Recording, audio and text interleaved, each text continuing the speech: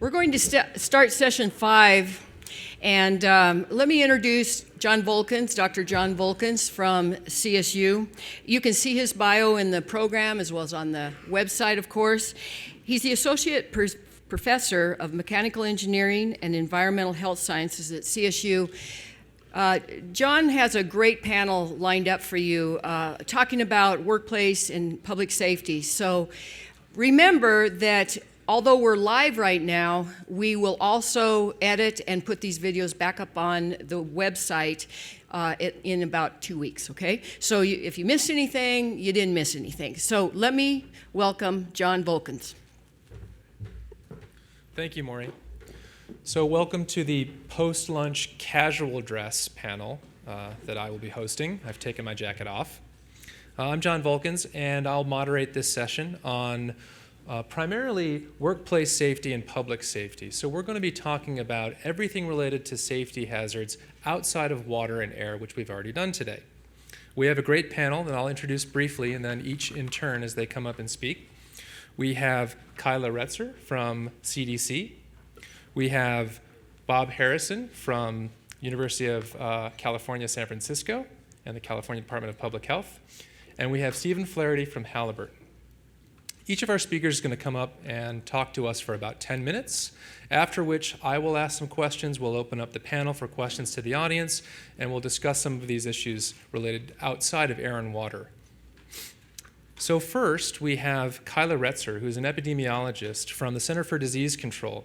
Within CDC, there's a wonderful little unit called the National Institute for Occupational Safety and Health, or Niosh. And Kyla is an epidemiologist with Niosh and has been for about 5 years. She received her master's in public health from University of North Texas and has been working on oil and gas safety for the last 5 years. Now, Kyla has the ominous task of overseeing the Fatalities in oil and gas database, or the FOG database, as it's probably appropriately called. It's been used to identify and raise awareness about emerging issues related to oil and gas safety, primarily for on-site oil field workers. She also coordinates an industry government work group that develops products about motor vehicle safety, which we'll learn about for the oil and gas industry. Please join me in welcoming Kyla.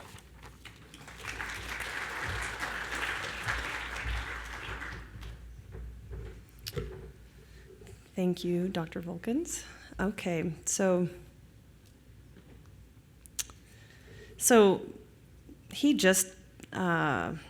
Volckens just explained to you who Niosh is. We are housed within CDC, and we're focused on conducting research and disseminating our results to improve occupational safety and health. We have no regulatory role, so within oil and gas extraction, we're always letting folks know, we're Niosh, not OSHA, and that is a common misconception. We work closely with our industry partners, academic partners, and other government partners to make sure that our study results get translated into practice and improve, reduce fatalities and reduce injuries and illness. Oh, whoops.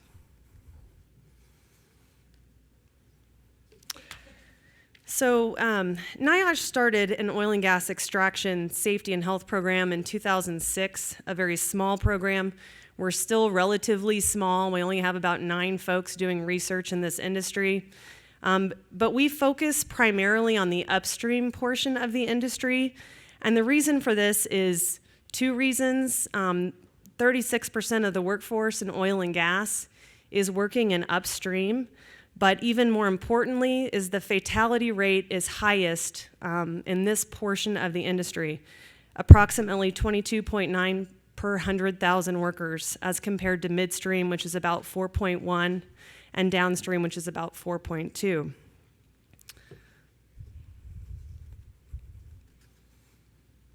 Where should I be pointing this? Okay. So within the upstream portion of the industry, when we're looking at worker fatalities, we pretty much break down, and this is based on industrial classification codes, into 3 types of companies. There's the operators, the drilling contractors, and then the third type is the well servicing and completions companies. And that well servicing piece is the largest portion of the industry, the upstream industry. That encompasses about half of all workers. So when looking at fatality trends, well, first in terms of workforce size, so we've been discussing, I've been here today and there's been a lot of talk about the boom that happened and now we're in a downturn. But between the period 2003 and 2014, there was a tremendous growth in the workforce size. In terms of well servicing and completions companies, there was a 270% increase in the number of workers between 2003 and 2014. A tremendous growth also within oil and gas operators and drilling contractors. And when you have tremendous growth like this, you typically see an increase in fatalities and the fatality rate. So we did do a publication to look at what were the fatality trends during this time.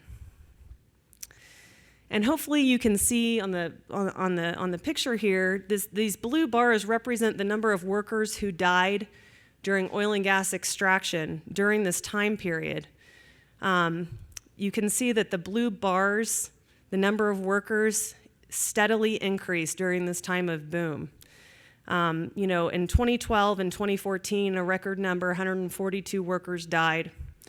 However, the green line represents the fatality rate. So once we adjust per 100,000 workers, promisingly, what we did see was a steady decline in the fatality rate.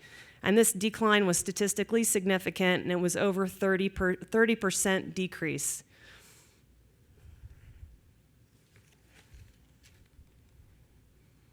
So during this time of industry boom, it was promising the fatality rate did go down. However, we're still seeing approximately 2 workers who die every week in this industry. And how does that break down? What's killing workers? This little chart shows the event type that's killing the worker, and you'll see that blue bar right there are transportation events. The largest proportion of transportation events are actually on the highway, and they're pickup trucks, they're light-duty vehicles, more so than the semi-trailers, trailers, large vehicles. What I've seen in my analysis is that seatbelt usage is still a common problem within the industry. A second common problem we're seeing quite frequently is driver fatigue, drivers falling asleep at the wheel. Each year, we see crews, the driver falling asleep at the wheel, and multiple workers die in one crash. And we have initiatives to address both driver fatigue and also share information about the effectiveness of in-vehicle monitoring systems that many companies are employing to help improve driver behavior. Both speeding events, harsh accelerations, which is like aggressive driving, and other behaviors. The second most common type of event is the contact with objects and equipment. These are like struck by events, and typically the most common type of fatalities on site are these struck by events. And it's the falling, there's lots of heavy equipment on well sites. And it's typically falling drill pipe or some other type of heavy equipment that's falling on the workers. These are the most common types of contact fatalities. You see here other very common fatalities are fires and explosions, not all of which occur on the well site. Sometimes they're happening in welding shops that are working on oil field equipment where tank vapors have not been purged from the tanks and are causing fires and explosions. Exposures are causing 9% of deaths. Hydrogen sulfide is a large contributor to those deaths. Heat stress and overexposure to hydrocarbon gases and vapors, which Dr. Harrison will talk much more about in the next talk. And then also falls. We've seen an increase in fall fatalities. Many workers are working at extreme heights in this industry. They're required to go up to 50 or more feet in the air, and at times forget to anchor themselves, which is required to protect themselves. And we've seen a number of workers die even wearing fall protection equipment and forgetting to anchor themselves and render that fall protection equipment useless. So in terms of trends for these different types of fatalities, we have seen improvements. The biggest improvement is in the contact injuries, these struck by fatalities. We're seeing a lot of newer rigs, drilling rigs, that have automated features that remove the worker from the hazard. And so they're not on the rig floor as much and don't have the opportunity to be struck by falling equipment or other types of equipment. Transportation fatalities have also decreased, which could be from a variety of initiatives. As I already mentioned, falls, though, however, have seen an increase in deaths. And then of the 3 types of companies that I mentioned, all 3 types of companies have also seen a decrease in their fatality rates, as I mentioned. And I think there's been a number of things going on in terms of safety and health in this industry. I won't go through each of these just for time, but I will say there's been an industry movement in collaboration with OSHA to develop regional health and safety networks, and there's 22 of them around the country. Here in Colorado, there's a DJ Basin Safety Council that meets in Fort Lupton, at least when I've been going. They've been in Fort Lupton. Very powerful group that shares information about health and safety practices of workers. And there's been a number of groups like that popping up around the country and working closely with Niosh and OSHA and other trade associations, and I think they're making a big difference. I'm going to bypass this slide for time. And as Dr. Volckens mentioned, here in Denver, we've had the opportunity to start a fatalities in oil and gas database. The Bureau of Labor Statistics is really good at counting worker deaths, but what we want to do is learn more about what is happening. What are the root causes of workers who die, and how can we share this information with industry, with all our stakeholders to help develop interventions that will prevent that in the future. So we have developed our own internal database to collect specific information to oil and gas incidents.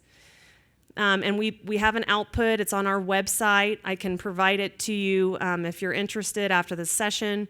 This is what our first report looks like. It covers the first half of 2014. The first half of 2014, Colorado saw 3 workers who died. And for the entire year of 2014, we saw 8 oil field workers who died here in Colorado. And I'll just mention that of 8 workers who died, 3 of them were pedestrian fatalities on roadways. 2 of them were helping a motorist, helping them change a flat tire, and were struck and killed. Very common roadway pedestrian fatalities in the oil field. 3 of the fatalities here in Colorado were associated with hydrocarbon exposure, and Bob will talk a little bit more about that. And 2 were struck by fatalities due to high pressure related incidents on site. So feel free, please, to get on the Niosh website. You can see some of the reports we've put out on various topics, not just safety related, but chemical exposure reports specific to respirable silica, and also exposures during flowback operations. We do all of our work along with our partners. We have many partners, both in industry, in government, and academia, and insurance. Insurance has been a key partner for us to do some of our work. And that's just been a fantastic way to get our results out to smaller companies who have the highest fatality rates. So I think that's all I have, and I'll pass it off to the next person. Thank you.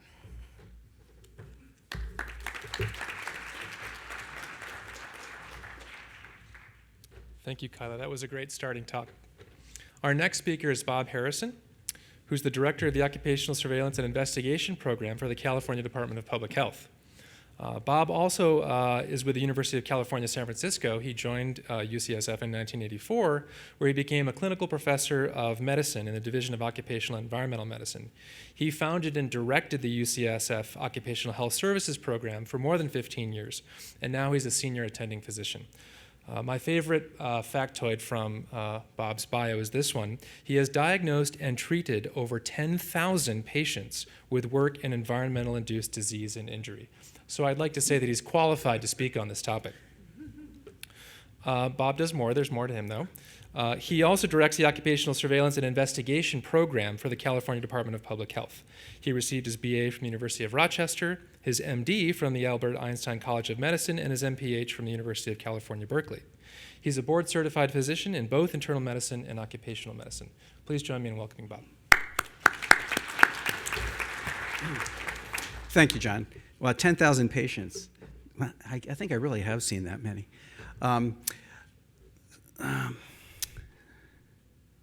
Let's see. Okay.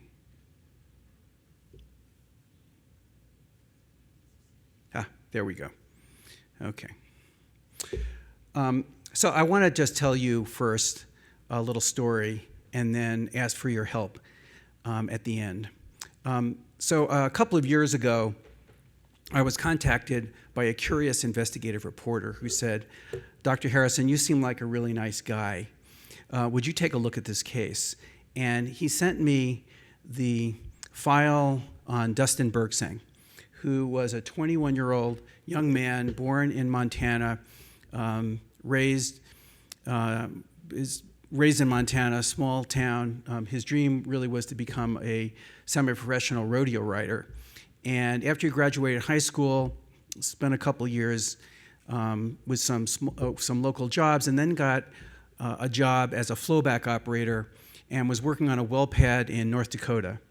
And in the middle of January in 2012, he was gauging a tank on this on the flowback tank, and he failed to call in and was found at around 4 o'clock in the morning, slumped over the top of the oil hatch, and had died. The county sheriff came out, the coroner took him and did an autopsy and found that Dustin had hydrocarbons in his blood. Nothing wrong with his heart, called the case toxic chemical exposure.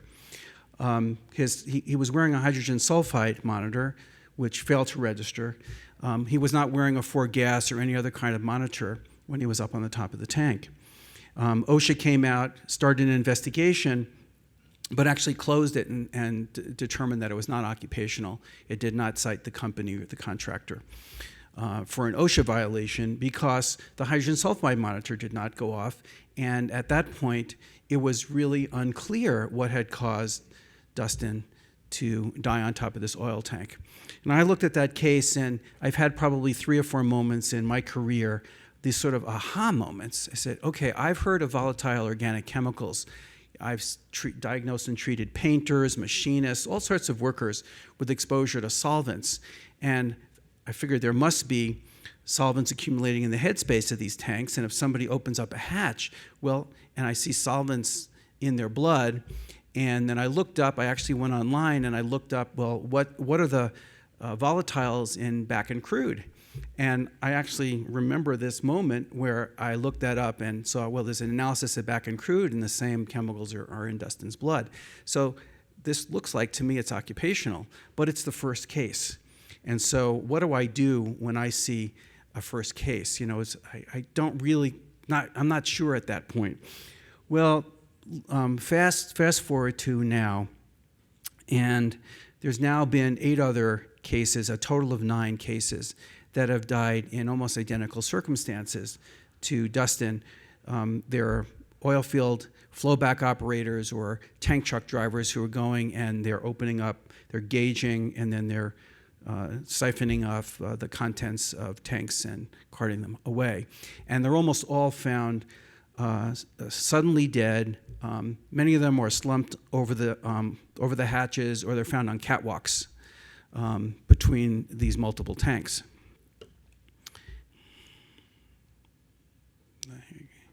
Yeah, let's see. There you go. So I'm grateful for my colleagues who've helped me investigate this, Kyla among them, as we've searched the records and gone back both before Dustin's death and then tracked these cases prospectively. And one case in particular was well documented, and I want to thank Dr. Michael Kosnet, who's an occupational medicine doc and toxicologist here in Denver, for providing these slides to me. And this, I think, really documents graphically probably what happened and what the cause of the death was. And this was a 59-year-old man who was employed as a tanker truck driver in May of 2014 in Weld County, Colorado. His past medical history was significant. He had diabetes, elevated blood cholesterol, and high blood pressure. So he had cardiovascular risks, and that's important. And he sampled and gauged an average of about 3 sites per day, and that's a tank. Following another worksite death of a tanker truck driver for the same company, actually, in March of 2014, the trucking company equipped its drivers with a real-time 4-gas monitor, and it happens to be the Draeger XM 2500. Don't ask me what that is. I just know it's a 4-gas monitor. But it was programmed for continuous data logging, and it could monitor the level of oxygen, carbon monoxide, hydrogen sulfide, and the lower explosive limit. And it had some alarms set into the system. So on June 25th, 2014, this tanker truck driver was found by another coworker standing in a daze. So he was sort of unresponsive, was not really coherent, and he was on the catwalk near an open tank hatch. He was assisted off the catwalk, went down to get some fresh air, and he was transported to a local emergency room. And he could only recall that he was dizzy and detected a gasoline smell. He was sent home from the emergency room after all his blood tests came back normal. And the diagnosis was gas exposure and dizziness. And he was cleared to return to work the very next day. His Draeger monitor was not interrogated, was not looked at that time. So about a week later, he requested personal protective equipment. He was given a half-face respirator with an organic vapor cartridge. There's no record of respirator fit testing or training or fit testing or training when he was given it. Just important to point out that while that may protect him against a certain level of volatile hydrocarbons, it would not be effective at very, very high exposure levels to VOCs or from a low oxygen atmosphere. So on July 13th, 2014, he arrives at another oil tank battery at approximately noon, climbs up onto the catwalk. He opens a blowdown valve and a thief hatch to gauge the tank and collect samples. And about 1:15, an hour and a quarter later, another coworker arrives on site, and about 15 minutes after that at 1:30, he sees this gentleman hunched over the tank, his face partially inside the tank. He was unresponsive. He had his respirator on. He appeared to be deceased. 911 was called and arrived within 10 minutes, so good emergency response time, but unfortunately, he was dead at the scene. So an autopsy showed that he did have coronary artery disease. Remember, he had those cardiovascular risks. But he did not have acute infarction, so there was no heart attack. And he also had a range of petroleum hydrocarbons in his blood.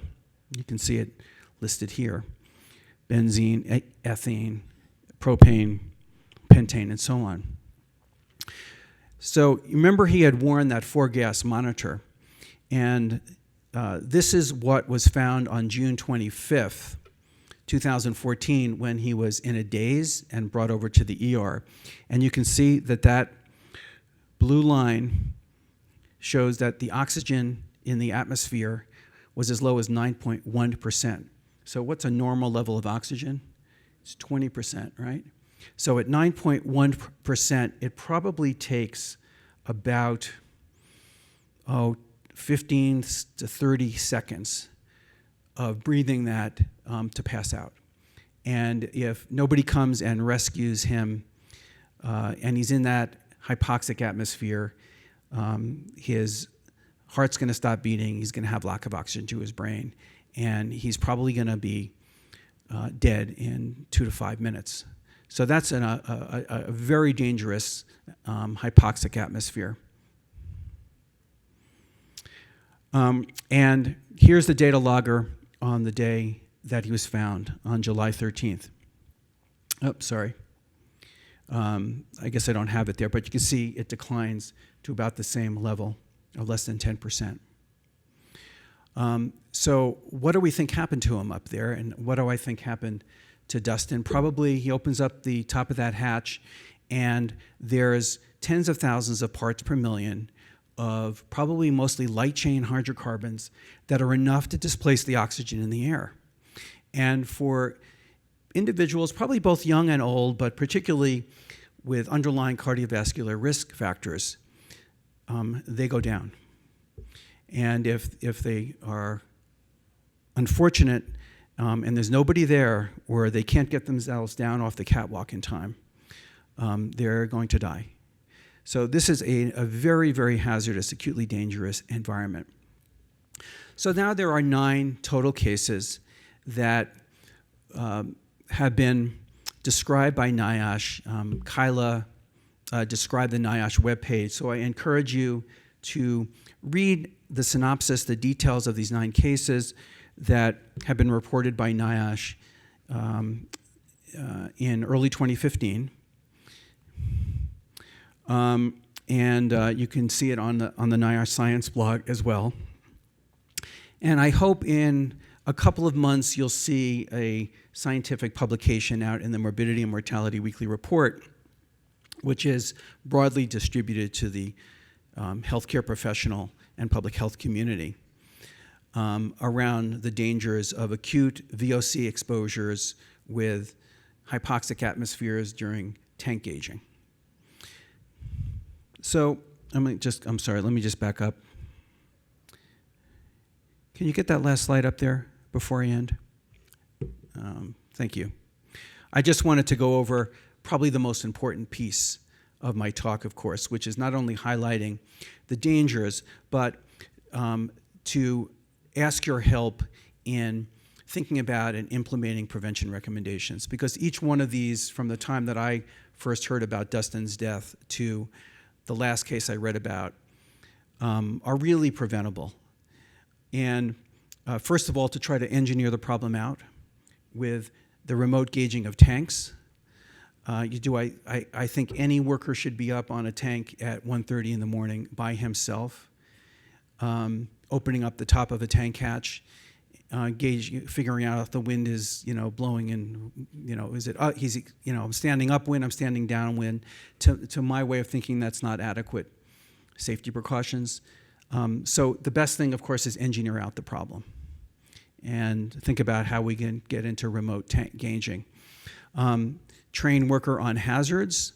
I just interviewed a near miss of a fellow who was doing this activity. He was a tank driver, and he was acutely hospitalized. Fortunately, he was recovered, is now down working in Texas. And when I asked him on the phone just the day before yesterday, did he know anything about VOCs? Well, he knew about hydrogen sulfide, but he didn't know about the hazards of VOCs on top of those tanks. To use a multi-gas monitor, consider do not work alone. Because of the hypoxic atmosphere, just wearing a half-face mask respirator is not going to do it, because it won't do anything about the 9 or 10% oxygen level there. And to establish good emergency procedures. A lot of these in remote areas. The guy I talked to who was the near miss the day before yesterday, I think it took him about an hour to get to an ambulance to take him out. It took about 35 minutes before somebody came and picked him up on site, and then by the time he got to the ambulance, it was about another half hour. So I'd love your help in getting the word out. My slides, I think, posted as part of the conference, so please share them. I think we need to get your help in implementing the best practices to prevent these fatalities. Thank you.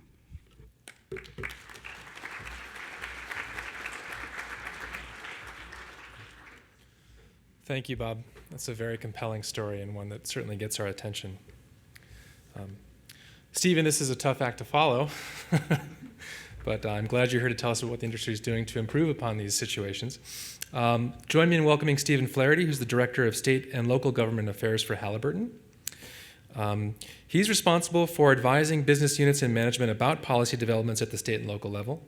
One of the things that particularly impressed me about Stephen was that in 2011, he received the Worth Chair Award for Creative Collaborations in Sustainability for his leading role in the development and passage of the Clean Air Jobs legislation in Colorado. Prior to moving to Colorado in 2004, he spent 11 years in Washington, D.C., working on developing and advocating for federal and state level policy. Thank you, Stephen.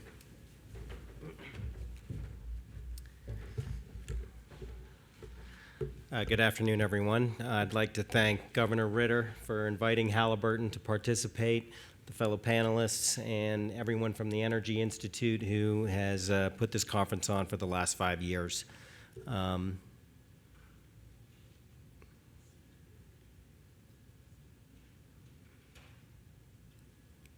they coming?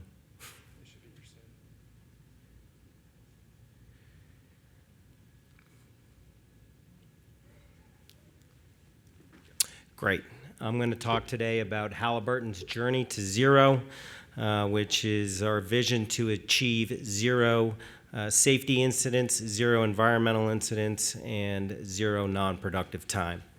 Halliburton is one of the world's largest providers of products and services to the global energy industry, with more than 70,000 employees worldwide, working representing 140 nationalities and working over 80 countries. We serve the upstream oil and gas and natural gas business throughout the life cycle of the reservoir, from locating hydrocarbons, managing geological data, drilling and formation evaluation, to well construction and completion and optimizing through the life of the field. At Halliburton, we start every meeting that we have with a safety moment, and I thought it would be appropriate to, sorry about that, I'm not exactly sure on that one, but the safety moment is driving safety. Halliburton spans the globe 4 times every day in the amount of vehicle miles we drive globally. So it is the #1 exposure, and as has been previously stated, is a significant issue. So what do we do? And this is applicable for everyone here. We provide, as a leader, we want to provide driving safety.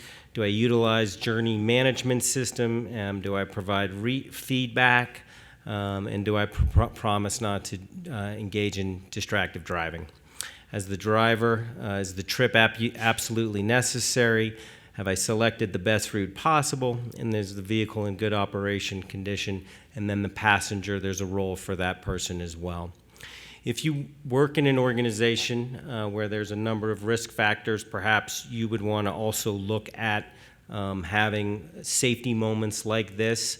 I feel like they are very helpful and also help drive the safety culture that is core to Halliburton. Mr. Lazar is the chairman and chief executive of Halliburton, and safety is part of our culture at Halliburton. It comes from him, from our board of directors. Jeff Miller is the president of Halliburton, and he is also the chief health and safety environmental officer for our company. So it does come from the top.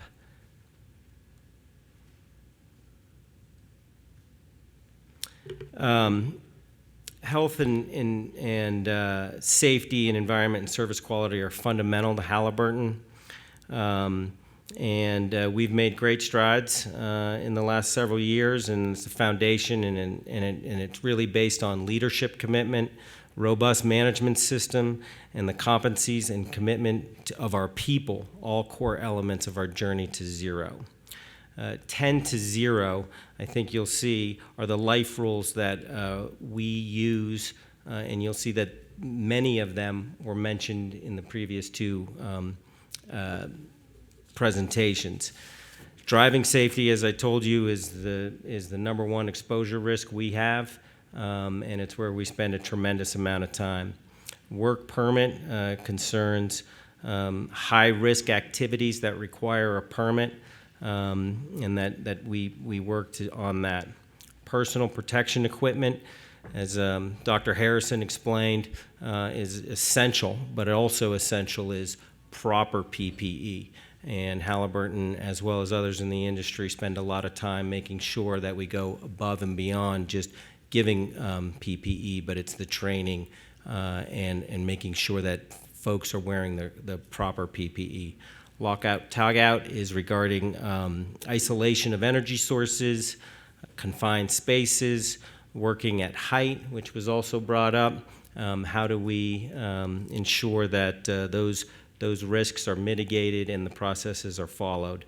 Chemical handling, dropped objects, again, what was also mentioned, lifting and hand tools. These are the 10 biggest risk factors to our business, and when we put them into the life rules, if you think about how big and globally we are, we need a common language that we can use globally to push down all the processes and communicate these risks to our employees as well as the consultants that work on behalf of Halliburton. How do we do this? We do it with the Halliburton management system. This is how we work. Simply put, it enables employees to work safely, consistently, and effectively by providing reliable processes. Stop work authority. I don't know if you've ever heard of it, but it's essential to everything we do in the oil and gas business.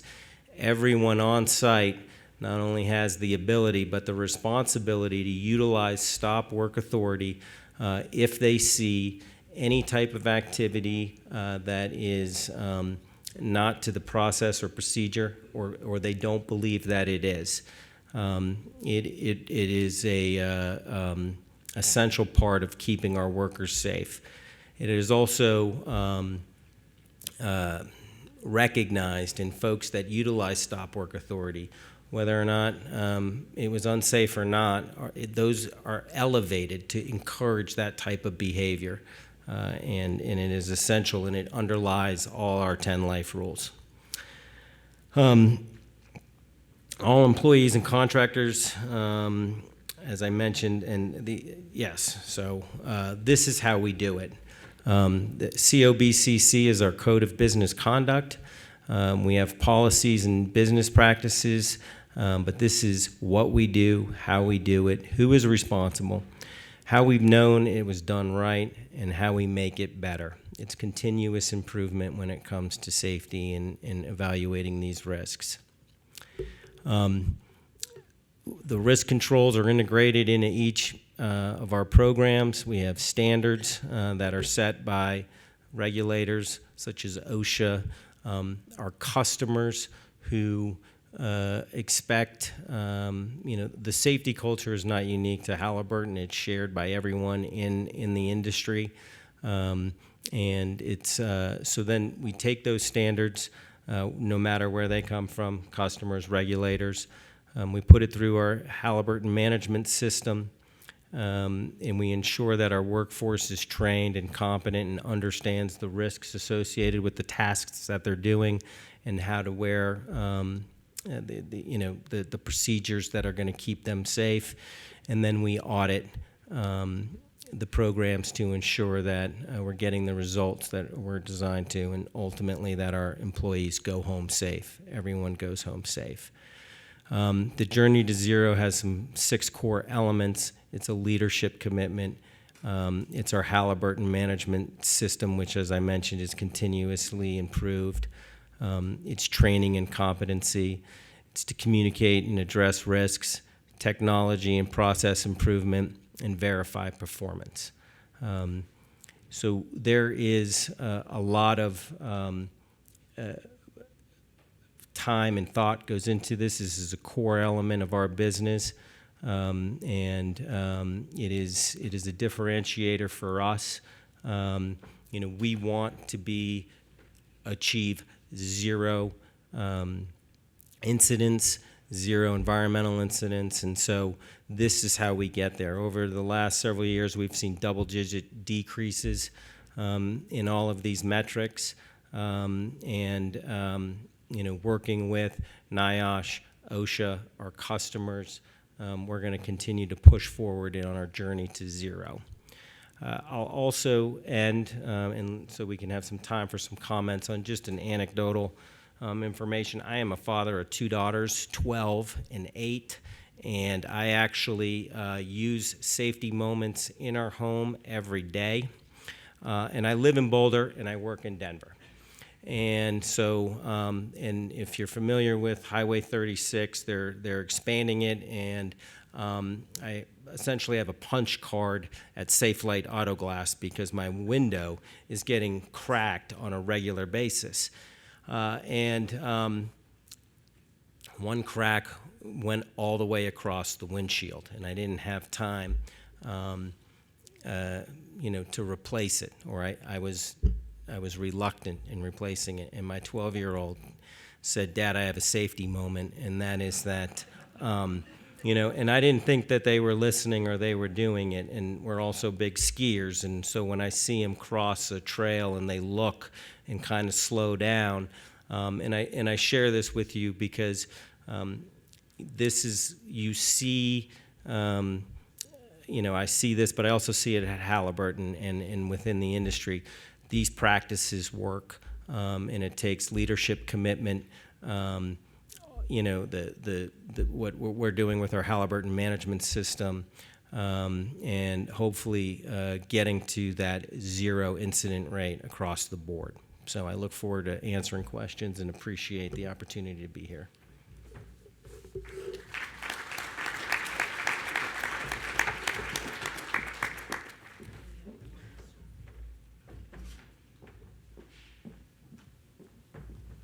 Thank you, Stephen. Those were 3 great talks, and I think we've gone from the industry-wide perspective down to the case study to the safety culture response, which is really necessary for preventing these hazards. I think one of the interesting things we've discovered in this session is that while there are clear risks to the public, there are defined risks to workers who work on oil and gas fields that we see today, and these are significant. In the interest of time, let's try and keep our responses concise. I'm going to start us off with one question, and then we'll open it up to the audience, and we'll also do some streaming questions as well. So we've heard about fatality rates in the oil and gas industry, and fortunately they're going down. One I'd like to ask the panel is, how do these compare to other industries in the U.S. as far as fatalities per 100,000 workers? And Kyla, why don't you take the first stab at that? Sure. I prepared for this question. So the oil and gas extraction, which is what I can really focus on, is the upstream portion of the industry. The fatality rate is about 7 times that of general industry when you look at all industries. However, we know that this is a higher hazard industry, and it is comparable to what you see for the agriculture, forestry, fishing fatality rate. It's also slightly higher than what you see for the transportation industry and the construction industry. So it is a high-risk industry. We've seen, like you said, we've seen improvements, but we still have significant work to do to get that rate down.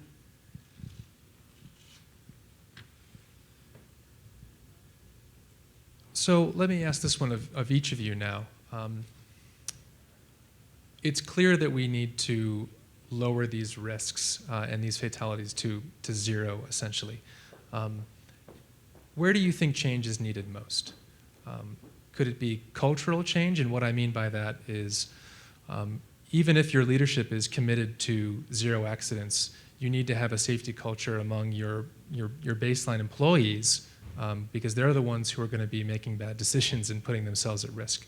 Is it technological change that we need, or is it regulatory change? And Stephen, I'll start with you, and then we'll go to Bob. Sure.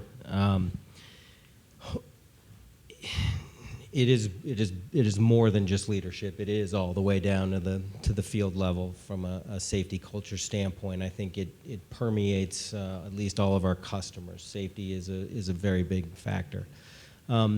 What we look at is how do we engineer people off the site. If you look at our Halliburton's Frac of the Future, it is designed around taking people off the site, getting them out of the way, eliminating opportunities where their hands or they might be bias struck by, or reducing truck traffic. So I think it's all three of them, but where we really look to is actually eliminating the risk entirely by engineering them out. Could be remote services, but taking them out of there. I was going to have the same answer. So if I had one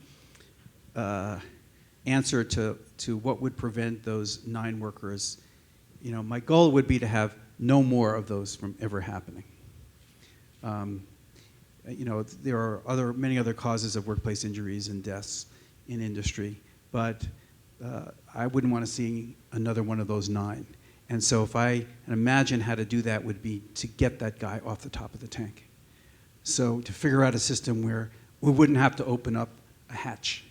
I don't know what the answer is. I'm just a doctor. So I'll throw it out to the petroleum engineers and the geologists and the industrial hygienists to figure that out. But I can't imagine that we can't, and we don't have a system for doing that. So I completely agree. It's just to take that guy out of the picture.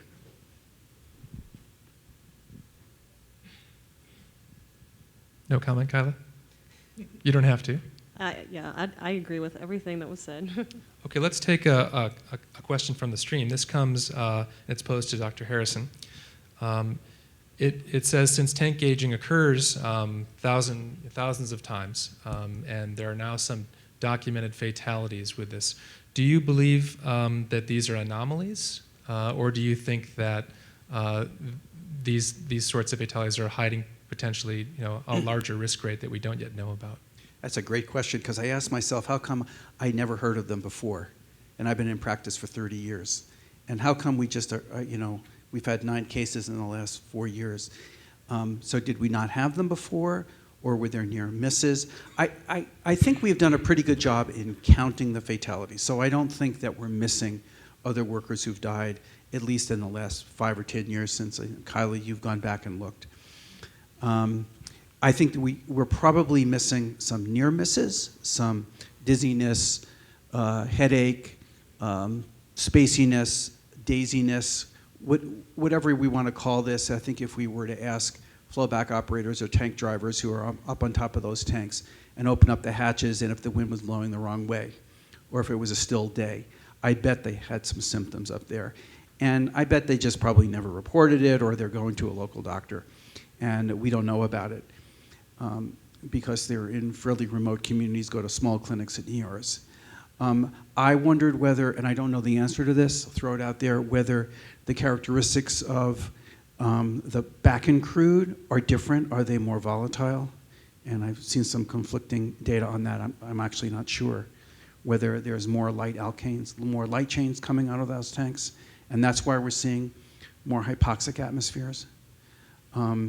Or is it just simply the large numbers? When I looked at the data on the number of workers employed, and I looked at the doubling over the last 5 years before this latest downturn, are we just simply looking at statistics? There are many more workers out there, and so there's more opportunities for these incidents, or some combination. Yeah, one trend we saw when we looked at the 9 deaths, we didn't know the size of the tank battery on every worker, with every worker death, but for a large number of them, they were on large tank batteries, interconnected tank batteries.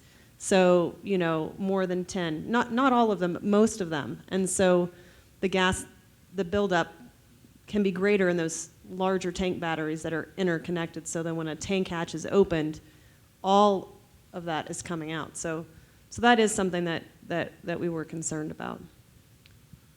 Is there a question from the audience before we run out of time? Last week, the New York Times reported that researchers have found premature deaths where folks live near fracking. I'd like to ask the panelists what they think about what next steps we have to take on that. You said premature deaths? Premature deaths, yes. This was last Monday in the New York Times. I've got a copy here. Any comment from the panel? I'm gathering that we have not read the story, so we'd like to see it. But I will present one piece of knowledge from the air issue that we saw is that in most cases we can see that emissions from these fields are quickly reaching background levels just a couple hundred meters from the site. And so while I certainly won't discount this story, from a scientific standpoint, it's difficult to see how, when we're looking at tens of thousands of parts per million when someone sticks their head into one of these sites versus down to the single parts per billion or 1,000 times lower, that affecting premature mortality. But it sounds like an interesting story, and so we'll be sure to read it. I'm sorry we can't answer your question. Other questions from the audience? This will probably be the last one. Hi, I'm Dolores Williams to help you out with that. There have been groups talking to people who live really near these sites, and they have a common problem with throat problems and dizziness, headache.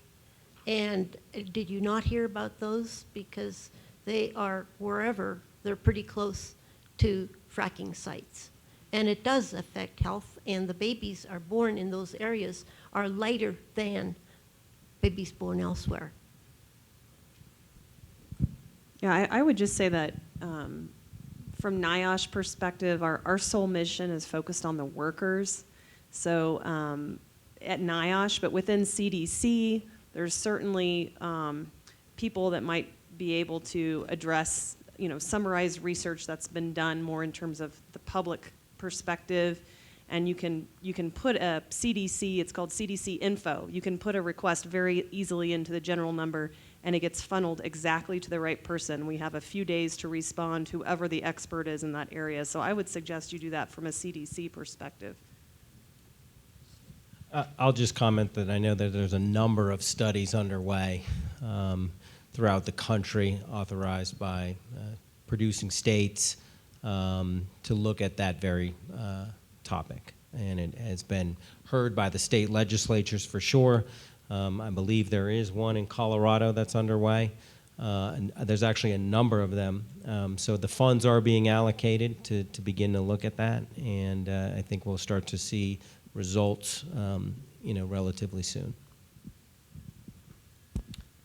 Great, so that concludes the panel. Please join me in thanking our panelists for their talks.